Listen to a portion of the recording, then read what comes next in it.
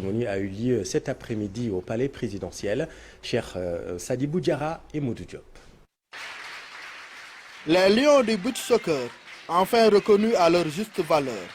Les septuples champions d'Afrique sont doublement récompensés par l'État du Sénégal.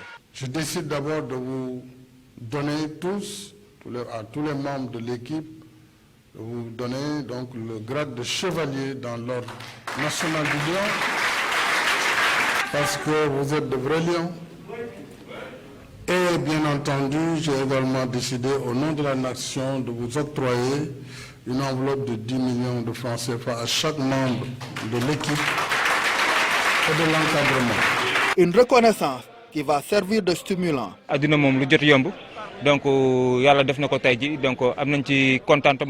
Cela vient à son heure. Nous sommes vraiment contents. Cette récompense quand même nous pousse à aller de l'avant et faire de notre mieux lors de la Coupe du Monde prévue en Russie. La préparation va commencer d'ores et déjà avec comme objectif une place dans le dernier carré. Une récompense pour la postérité, une grande publicité pour la discipline. Ça c'est extraordinaire, c'est quelque chose qui va rester dans l'éternité. Vraiment, qu'est-ce qu'il nous reste à faire maintenant?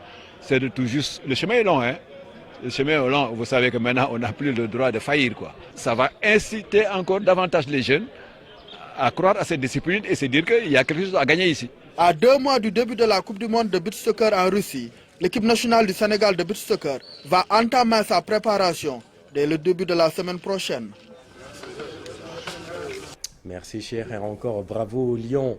Et parlons du mauvais état de la pelouse du stade Lat Dior de Thiès, pelouse décriée une fois de plus par le Lyon Sadio Mané. Eh bien, le président de la FSF annonce un début de solution.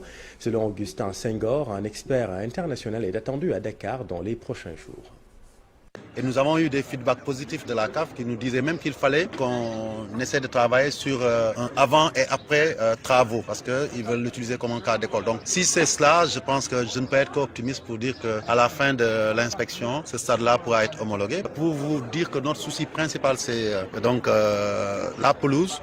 Nous sommes en train de réaliser un forage de 130 mètres de profondeur parce que nous nous sommes rendus compte que le forage qui existait n'était que de 30 mètres. C'est pas suffisant, il n'y a pas assez de quantité d'eau, donc c'est ça qui faisait que non seulement le gazon avait du mal à pousser, mais aussi le terrain est sec. Donc ça, nous allons le régler avec ce forage de 130 mètres. Nous aurons assez de débit pour arroser matin et soir et fixer avec des professionnels les heures d'arrosage parce que cette couleur verdâtre plutôt que vert du gazon, c'est lié au fait que des fois aussi, c'est en pleine journée qu'on fait les arrosages. Je peux vous dire qu'aujourd'hui même, j'ai échangé avec un expert international en gazon de la société qui a réalisé les pelouses des stades au Cameroun, qui vient de me répondre pour me dire qu'il va venir la semaine prochaine. Si nous n'avons pas l'expertise ici, il faut aller la chercher pour nous dire, nous conseiller et nous dire ce qu'il faut faire pour que d'ici au mois de septembre, on ait une meilleure pelouse.